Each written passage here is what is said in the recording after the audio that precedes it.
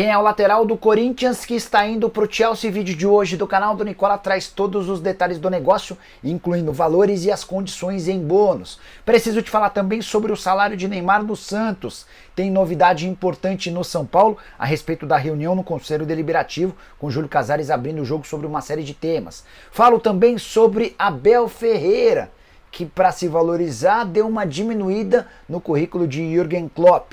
Já Alexandre Matos fazendo contatos com vários técnicos do exterior. Será que pode pintar Leonardo Jardim na Raposa? Para completar, o Galo fazendo sua terceira proposta por Gregori, Vitão respondendo sobre a chance de ir para o Flamengo, as últimas do mercado, bastidores, finanças e muito mais.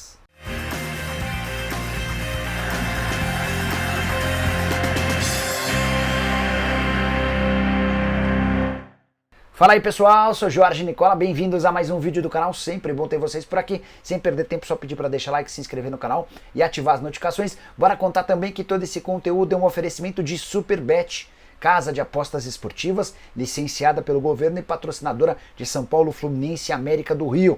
Separei duas sugestões para essa quarta-feira. Você sabe que a última rodada da Liga dos Campeões na fase de grupos acontece nessa quarta, certo?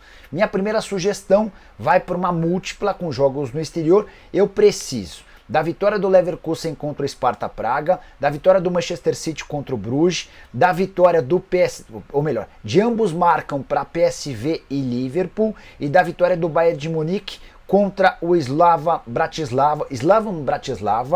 Esse resultado precisa ter vitória no intervalo e no fim do jogo, tá? Se todos esses resultados baterem, meus R$100 se transformam em R$233. Aposta bem plausível, tô indo só nos muito favoritos para a gente ter uma aposta segura. Também vou fazer uma múltipla com jogos do futebol brasileiro.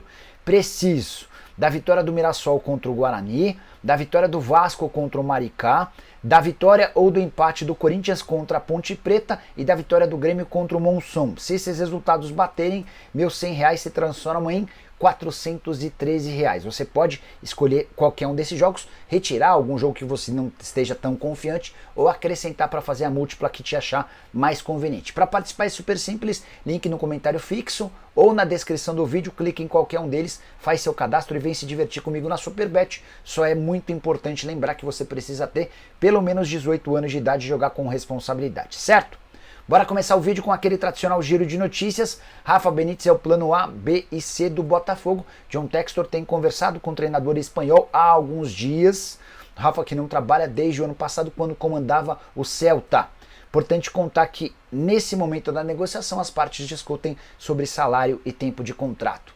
Já o Red Bull Bragantino está vendendo o volante Jadson para o Al-Ahda dos Emirados Árabes Unidos, operação de 2 milhões de euros ou mais ou menos 13 milhões de reais. Enquanto isso, Mário Celso Petralha, o homem que manda no Atlético Paranaense, foi filmado mostrando o dedo do meio para torcedores do próprio Furacão, cena lamentável. Hora de falar sobre Vitão, o zagueiro do Internacional, respondeu sobre o interesse do Flamengo. Ele nega que esteja forçando para deixar o clube, aspas para o Vitão.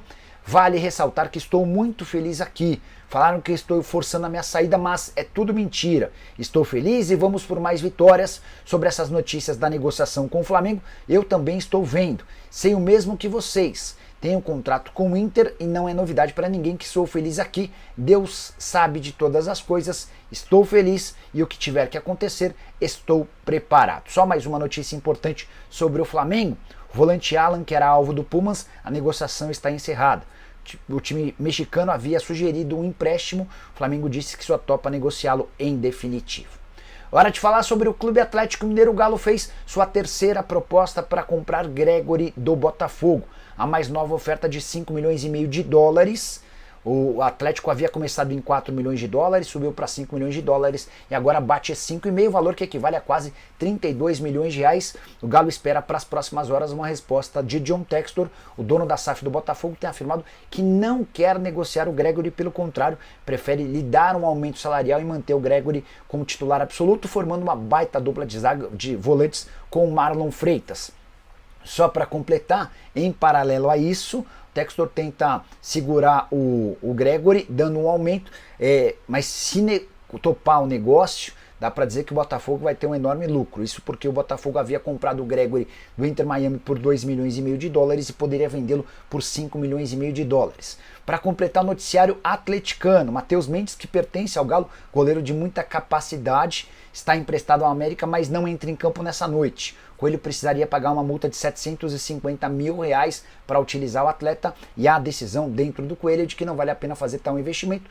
Ele só seria paga essa multa numa eventual final de campeonato mineiro. Só para completar, Matheus Mendes tem deixado excelente impressão no América, contrato de empréstimo gratuito, não há valor para comprar o América. Se o Matheus arrebentar, vai ter de se acertar com o Galo no fim do ano.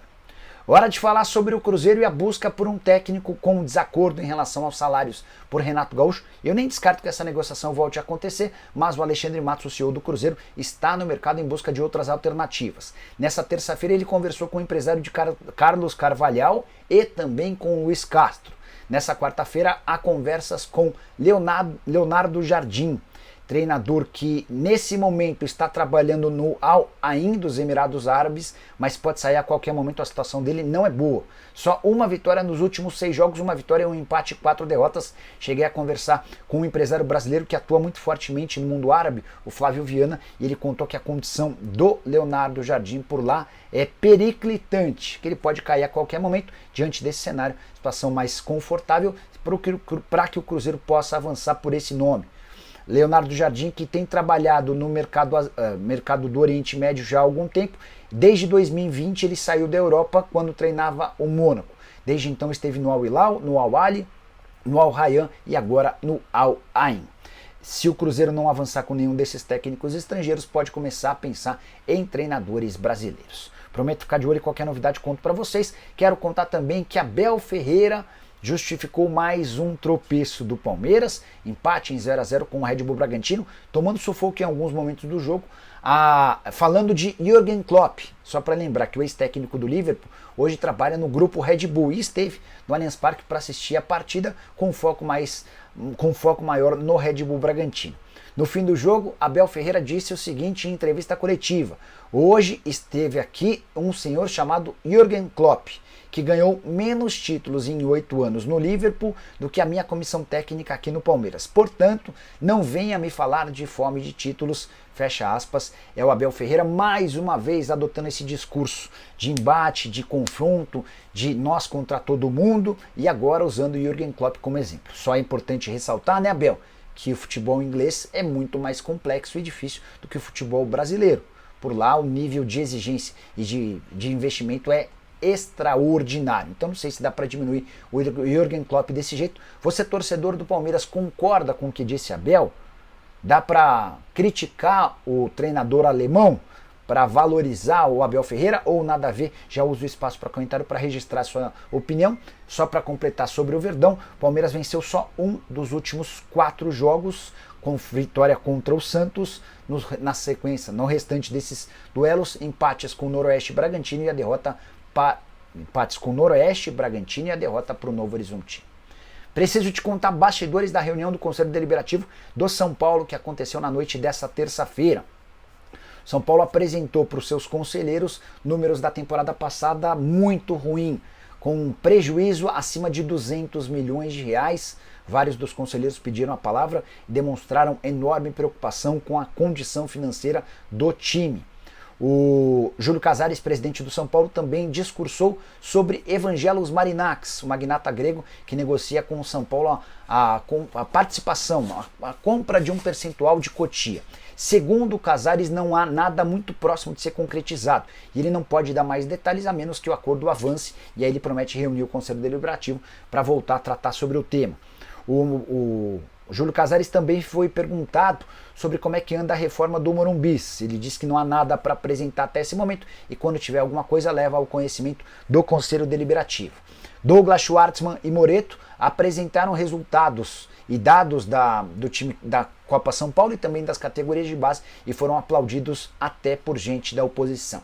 Um dos temas na reunião do Conselho também foi sobre vazamento de dados. Uma série de números tem vazado no São Paulo e há uma preocupação grande do tricolor em relação a essa situação. Bora falar agora sobre o salário de Neymar no Santos. Peixe contratou o Neymar, com um salário bem pequeno diante da capacidade e qualidade do Neymar. Ele chega para ganhar cerca de R$1 milhão por mês, mas há uma série de outros pontos que vão aumentar as receitas do craque. Por exemplo, a partir de agora, qualquer parceria comercial firmada entre Santos e Neymar vai garantir ao atacante 80% do valor, o Santos fica com 20%. Então uma nova patrocinadora aparece, o Neymar fica com a maior parte da grana, o Santos fica com a menor. O Peixe também promete lançar uma linha de produtos oficiais do craque, camisetas, copos, bonés, além de outras coisas, com a grande parte da receita destinada ao jogador. Até o plano de sócio-torcedor pode ser alterado, criando uma categoria extra com valores ainda maiores e todo revertido ao jogador. Por falar em plano de sócios-torcedores, nos últimos dias foram 10 mil novas adesões, graças à confirmação da chegada do atleta. Só para completar, a ideia do Santos e do Neymar é que ele estreie no dia 5 de fevereiro, data do seu aniversário de 33 anos, contra o Botafogo de Ribeirão Preto, na Vila Belmiro.